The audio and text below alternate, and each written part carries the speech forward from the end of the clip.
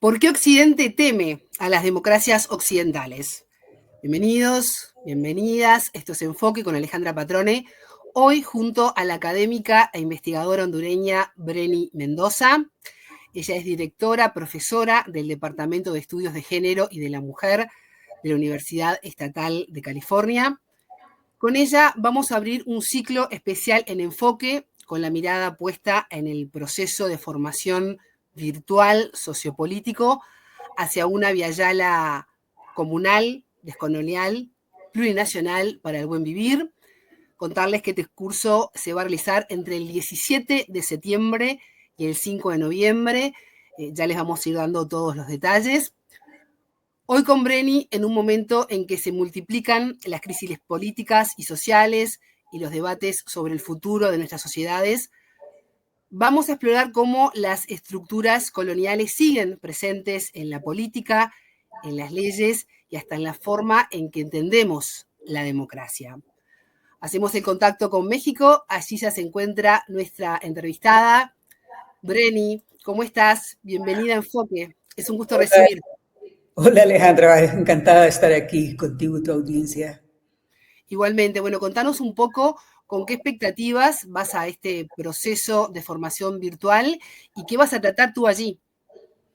Sí, bueno, estoy muy contenta porque va a ser esta mi segunda vez que voy a participar en este proceso de formación, así que no voy tan novata como la primera vez. Y ya tenemos pues algunos antecedentes. Yo pues en el curso pasado yo me concentré en tratar de entender, ¿no? Los orígenes coloniales, ¿no? De la democracia liberal, cómo se surge, ¿no? Del mismo hecho colonial y como el colonialismo, el imperialismo de alguna manera ha determinado las estructuras democráticas y cómo dependen de nuestra exclusión, ¿no? Porque las democracias no pueden compaginar, ¿no? Incluir, ¿no? A aquellos que quieren o explotan y oprimen. Y lo que voy a hacer esta vez, en esta segunda ronda, es tratar de entender también cómo no solo la democracia liberal surge en el hecho colonial, y cómo la colonialidad va a estructurar y darle las características principales al derecho internacional. Que creo que tanto la cuestión de la democracia liberal como el derecho internacional ahorita son los dos sistemas que vemos realmente en caída libre, ¿no? Ahorita es donde vemos todas sus contradicciones y sus limitaciones, ¿no? Y no es casualidad que eso se está dando en los momentos como una fase terminal, ¿no? Del occidente, ¿no? No solo de Estados Unidos, sino que de Europa también. ¿No? O sea, se está cerrando un ciclo que ha sido de más de 500 años y bueno, y la democracia liberal y el derecho internacional pues han sido partes, ¿no? de esos procesos y han sido fundamentalmente los dos sistemas o invenciones políticas de Occidente que les ha permitido todos estos 500 años para mantenerse en el poder, ¿no? Y por eso ahora vemos esos sistemas descalabrando, ¿no? Porque ya esos sistemas ya no pueden sostener, ¿no? El poder imperial que ya está por distintos lados totalmente deteriorado, ¿no? Entonces, lo que quiero hacer en el curso es eso. Estoy escribiendo un artículo ahorita en eso, o sea que todavía no tengo todo muy claro, eso, pero ya para el 8 de octubre que me toque, espero que ya esté bastante claro. Y ahí después que voy a ir paso por paso, ¿no? Viendo la historia del derecho internacional y compaginándolo un poco con la democracia liberal porque son procesos casi paralelos, ¿no? ¿Y qué significa que la democracia liberal tenga una dimensión colonial? ¿Qué significa?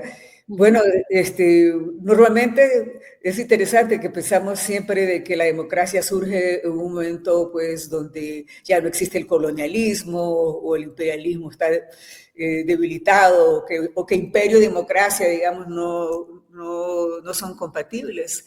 Pero lo que vamos viendo, ¿no? Y una de las razones por las cuales no solo porque tenemos esos dos mitos en la cabeza, sino que también la historiografía y las ciencias políticas no han construido narrativas, ¿no? Que nos conducen a esas miradas. Y entonces nos oscurecen realmente los orígenes, ¿no? De estas invenciones políticas en la cuestión, en el hecho colonial mismo, ¿no?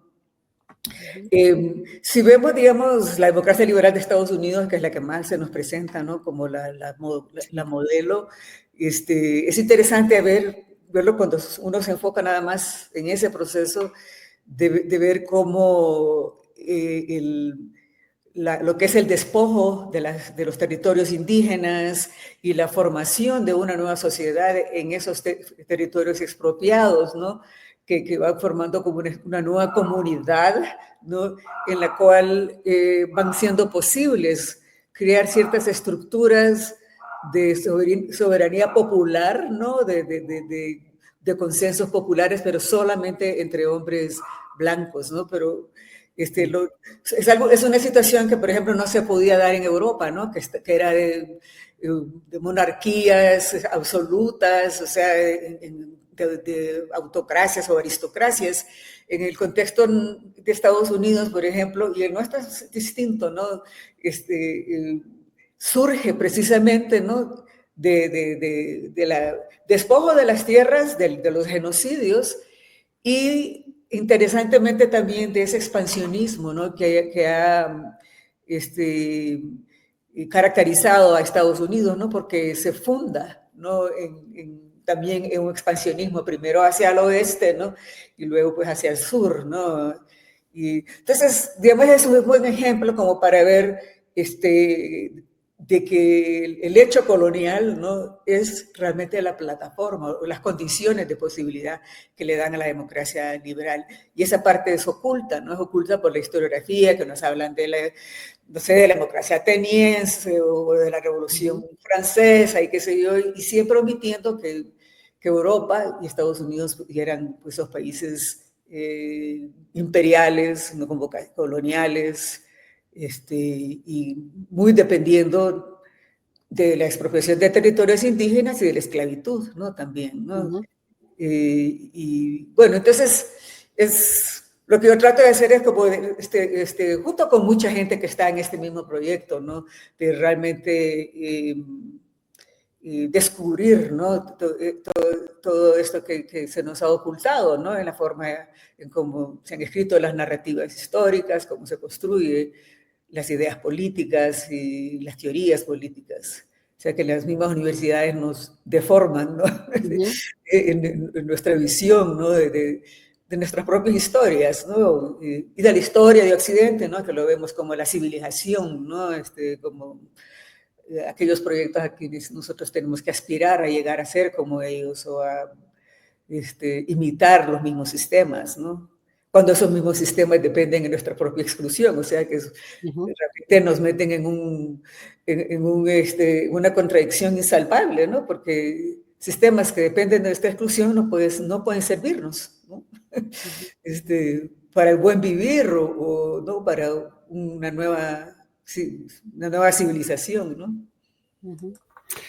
Reni, actualmente muchos países latinoamericanos están atravesando una crisis de legitimidad política.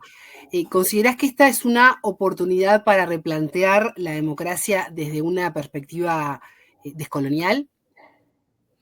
Sí, yo creo de que precisamente lo que acaba de pasar en Bolivia, ¿no?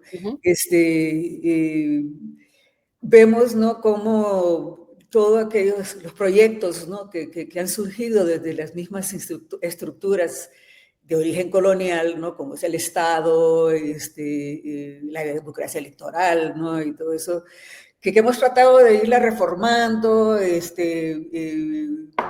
creando espacios dentro de ella, o ganando elecciones, creando ministerios de descolonización, como en Bolivia, y hemos tratado de crear otras fórmulas, ¿no? Como el Estado plurinacional.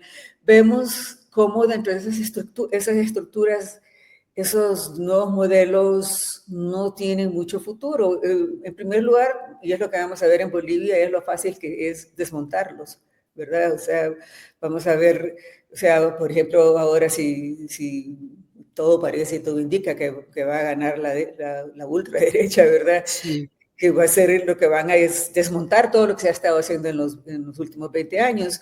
Y sí, porque es muy fácil, porque está descansando sobre cimientos que realmente no son producentes, ¿no? Realmente a crear esa comunidad, ¿no? O ese poder comunitario, ¿no? Que tanto se aspira, ¿no? En la región construir, ¿no? Sobre todo en aquellos países donde, bueno, donde ha tenido cierto éxito electoral, ¿no? Estos experimentos, ¿no? O sea que sí, creo que es un momento importante, ¿no? Para volver a reevaluar, ¿no? Cómo es que se deben de crear los nuevos modelos, ¿no? Uh-huh. Históricamente, ¿cómo ha servido el derecho internacional para legitimar la dominación de unos países sobre otros? Es una historia realmente muy, muy larga y realmente empieza, ¿no? Precisamente en la conquista de Abya Yala, ¿no? El famoso Francisco de Vitoria, que es considerado el padre del derecho internacional. Es muy interesante porque se está volviendo a estudiar el bastante porque lo que estamos viendo hoy ya más descarnadamente se entiende más si uno vuelve hacia Francisco de Vitoria, ¿no? Que realmente sienta las bases, los cimientos teóricos, ideológicos y legales, ¿no? Crea las doctrinas legales, ¿no? En las cuales el derecho internacional va a nacer y va a estructurar hasta el día de hoy, ¿no? La forma, ¿no? En cómo opera el derecho internacional. Y bueno, por ejemplo, Vitoria siempre ha sido celebrado como defensor de los indios ¿no? Y que crió doctrinas legales más, o sea, que contravenían, digamos, a la doctrina de la conquista, ¿no? Que existía ya en el siglo XVI. Pero lo que un poco nos percatamos es de que Francisco de Vitoria en realidad lo que hace es que bajo un nuevo discurso más secular, digamos, sienta las bases de legitimación y justificación de la conquista y de la colonización, primero de América, ¿no? De Abya Yala, ¿no? En la cual la soberanía, y ahí la soberanía es muy, muy importante, ¿no? Vitoria define cómo la soberanía es solamente exclusiva para España, ¿no? La corona española. Todos los reinos indios y todo eso quedan absolutamente fuera de la soberanía, ¿no? O sea, pese a que él reconocía los derechos de libertad, de igualdad incluso de los indígenas, tenía algo muy interesante de que decía de que en los derechos de las gentes, como le llamaba él, el jus gentium, los españoles tenían como derecho de estar permanecer y deambular y comerciar en los territorios indígenas, siempre y cuando no le hicieran daño a los indígenas. Pero si los indígenas, de alguna manera,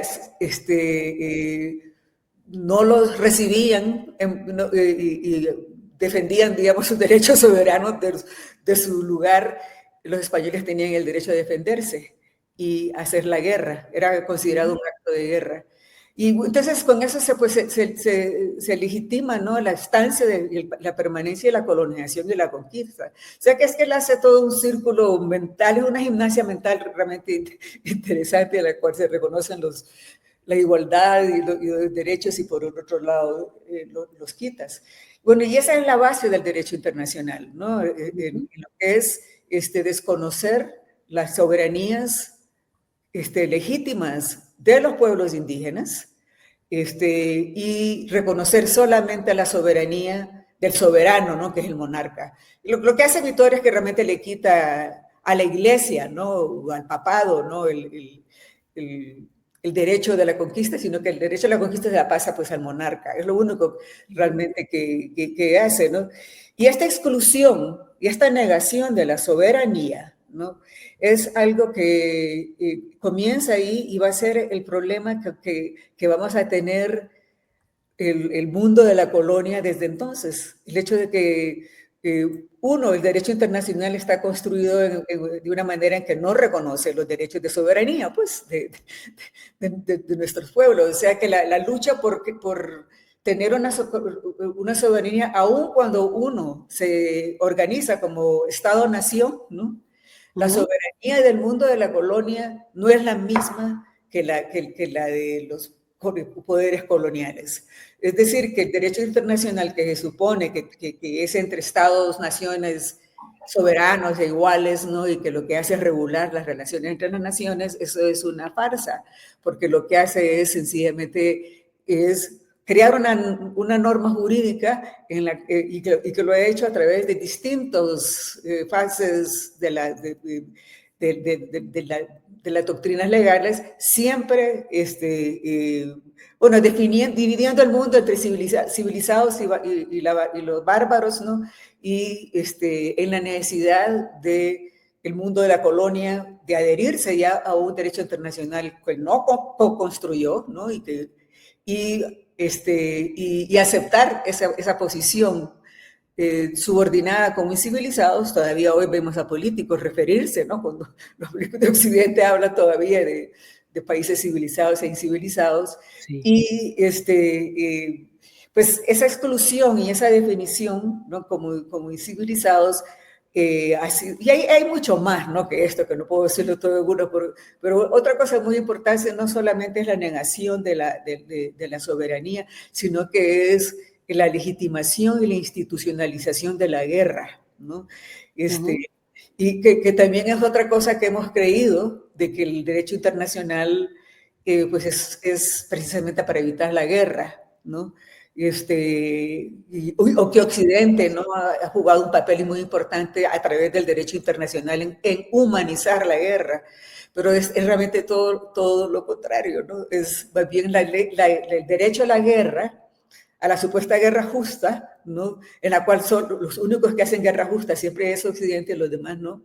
Está como entretejido, ¿no? En la norma jurídica, de manera que la guerra se institucionaliza, o sea, no hay una ética política, digamos, contra la guerra, así como no hay tampoco contra el genocidio, porque otra vez debemos acordarnos que Vitoria elabora su teoría de derecho internacional en medio de un genocidio, ¿no? Y que el derecho a la guerra lo que justifica es pues matanzas, despojo y expropiación. ¿Qué es lo que estamos viendo hoy en el conflicto, bueno, ¿no? Pues en el genocidio que está sucediendo en Palestina, ¿no? O sea, vemos el derecho internacional totalmente inservible, ¿no? Incapaz de parar el genocidio, pero ¿y cómo lo va a parar? Si Occidente es el que está llevando a cabo el genocidio. Cualquier intento del mundo de la colonia de parar el genocidio es totalmente... Sudáfrica no lo ha podido detener, ¿no? La Corte Internacional no lo ha podido detener. O sea que vemos... una de mis tesis es esa, de que lo que está pasando ahorita no es que está fracasando el derecho internacional, sino que está operando exactamente como debe de operar, porque no está diseñado de forma para parar guerras, genocidios, injusticias, ¿no? Lo mismo que la democracia liberal, ¿no? No está para distribuir el poder equitativamente entre una población, ¿no? Eso también es otra fantasía, ¿no? Bueno, entonces más o menos por ahí voy, en tratar de un poco de relatar esa historia. Y una cosa muy interesante en la cuestión del derecho internacional también, es el papel que ha jugado los criollos latinoamericanos en la independencia, ¿no? Y luego entre las guerras mundiales, en la lucha contra el fascismo. O sea, hay una historia oculta, ¿no? En realidad, del papel muy, muy, muy importante que jugó América Latina en la formación también del derecho internacional a partir de la independencia. Pero ahí lo interesante es precisamente de que cuando América Latina se vuelve América Latina, ¿no? Y trata pues de entrar a la comunidad internacional, ¿no? A esa comunidad de naciones, Estados-naciones, desde un comienzo tiene que luchar porque su soberanía sea reconocida, porque viene del mundo de la colonia, de los incivilizados, ¿no? Y aparte, ya en 1823, Estados Unidos declara la doctrina de Monroe, ¿no? Apenas unos cuantos años después de la independencia. Entonces lo que vemos, ¿no? Es que dentro de la historia del derecho internacional hay una historia interna medio oculta en donde vemos sobre todo, ¿no? Ya pues en el siglo XIX, América Latina luchar por la soberanía, por la no intervención, ¿no? O sea, tiene una visión de la soberanía en términos absolutos, ¿no? O sea, que la soberanía tiene que ser absoluta. No hay ninguna razón por la cual otro país puede intervenir en los asuntos internos de otro país, ¿no? Entonces es interesante como América Latina sí ha tenido ese papel subterráneo, ¿no? En el intento de democratizar o de incluir, ¿no? A la colonia dentro, que está por definición excluido del derecho internacional. Y también lo hace en la lucha contra el fascismo antes de las guerras, Segunda Guerra Mundial, en la Primera también.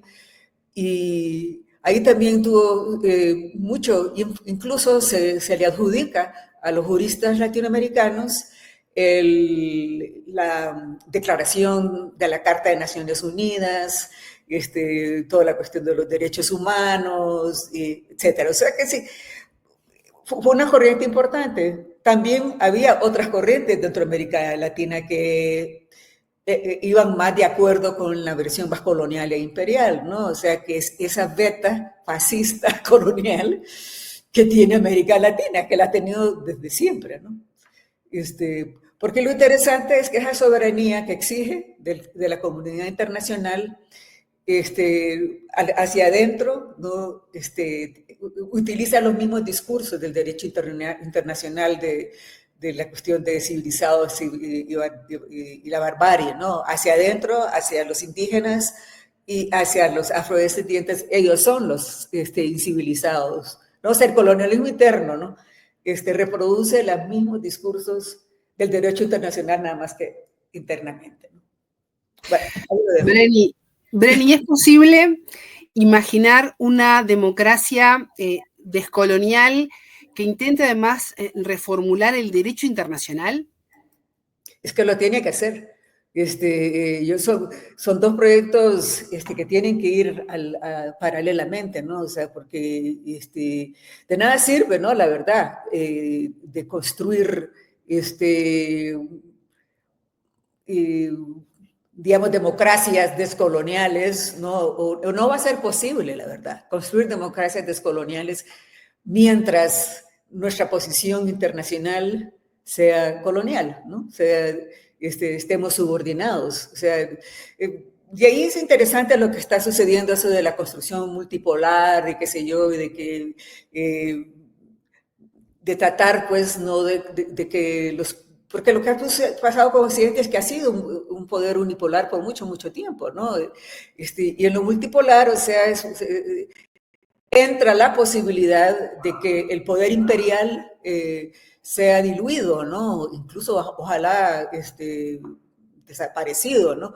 Porque mientras existan los imperios, ¿no? Y el poder imperial, aunque Occidente caiga, digamos, puede volver a surgir otro que lo sustituya, ¿no? Y entonces eso no nos ayuda mucho. O sea que por eso los proyectos tienen que ir a la par, porque realmente no se pueden realizar el uno sin el otro, ¿no? Y es imposible descolonizar la democracia sin descolonizar el derecho internacional. Breni Mendoza, directora y profesora del Departamento de Estudios de Género y de la Mujer de la Universidad Estatal de California. Muchas gracias por estos minutos con Enfoque. Gracias a ti, Alejandra.